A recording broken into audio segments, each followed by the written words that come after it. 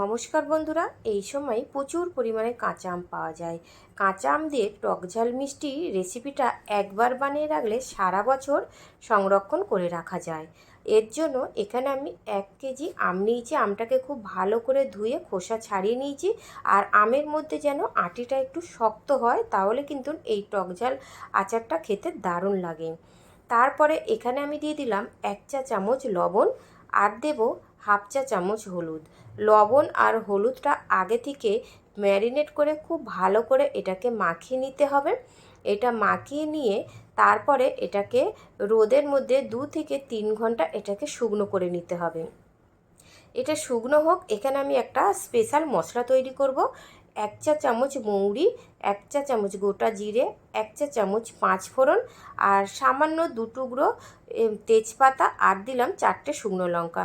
লঙ্কাটা ঝাল মতো আপনারা আপনাদের পছন্দের মতন দেবেন। এখানে আমি অল্প ঝাল পছন্দ করি তাই দিয়েছি। এটাকে লো ফ্লেমে রেখে খুব ভালো করে মশলাটাকে ভেজে নিতে হবে। খেয়াল রাখতে হবে মশলাটা যেন পুড়ে না যায়। এখানে আমি 1 চা চামচ ধনের গুঁড়ো দিলাম।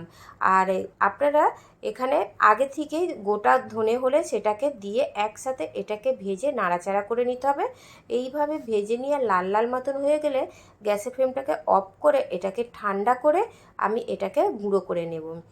এবারে 2 ঘন্টা পরে যে আমটা আমি রোদে দিয়েছিলাম, দেখুন একটু দেখায়, আমের গায়ে কিন্তু 1 ফোঁটা জল না লাগলে হবে না। পুরোপুরি জলটা যেন শুকনো হয়ে যায়, তবেই কিন্তু এই আম টকঝাল মিষ্টি আচারটা খুব ভালো হবে। এখানে আমি কড়া বসিয়ে কড়া গরম করে দিয়ে দিলাম 200 গ্রাম সর্ষের তেল। এটা অবশ্যই সর্ষের তেলে করতে হবে। এবার যে আমটা আমি শুকনো করেছিলাম সেই আমটা তেলের মধ্যে দিয়ে খুব ভালো করে এটাকে নাড়াচাড়া করে তেলের সাথে আমটাকে খুব ভালো করে ভেজে নিতে হবে। এই আমটা যত একটু বেশি ভাজবেন তাহলে কিন্তু এই আমটা বেশি দিন থাকবে আর খুব ভালো টেস্ট হয়। এইভাবে ভেজে নেওয়ার পরে এখানে আমি চিনি দিচ্ছি। 1 কেজি আমে 500 গ্রাম চিনি দিচ্ছি। মিষ্টিটা অবশ্যই আপনারা আপনাদের স্বাদ মতন বুঝে দেবেন।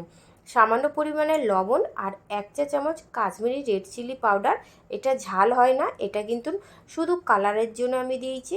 এইভাবে খুব ভালো করে নাড়াচাড়া করে আমি এটাকে নাড়াচাড়া করে নেব।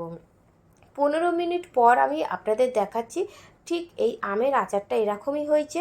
এটা অনেকটাই কালার এসে গেছে, আরও একটু কালার হবে। এটাকে একটু সময় করে এটাকে নাড়াচাড়া করে নিতে হবে। যত বেশি সময় করে নেবেন, আবারও আমি এটা 10 মিনিট পর দেখাচ্ছি। দেখুন এটাকে আমটা কিন্তু পুরোপুরি সিদ্ধ হয়ে গেছে আর অনেকটাই গ্রেভিটা শক্ত হয়ে গেছে। এইভাবে আরও আমি 5 মিনিটের মতন এটাকে খুব ভালো করে নাড়াচাড়া করে নেব। এবারে যে মশলাটা আমি গুঁড়ো করে নিয়েছিলাম সেখান থেকে এখানে আমি 2 চা চামচ মশলা দিয়ে দেব। মশলাটা দিয়ে আবারও আমি এটাকে নাড়াচাড়া করে আবারও আমি 5 মিনিট এটাকে ফুটিয়ে নেব।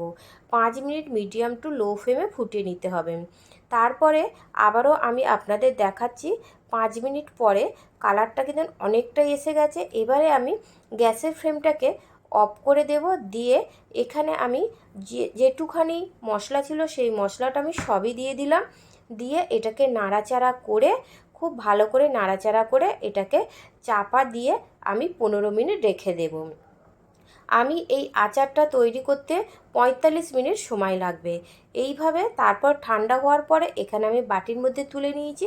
তৈরি হয়ে গেছে আমার আজকে টকঝাল মিষ্টি আচার। এই আচার রেসিপিটি যদি আপনাদের ভালো লেগে থাকে অবশ্যই লাইক করবেন আর কমেন্ট করতে ভুলবেন না রেসিপিটি কেমন হলো। আমার চ্যানেলে নতুন বন্ধু হয়ে থাকলে অবশ্যই বন্ধুরা চ্যানেলটি সাবস্ক্রাইব করবে।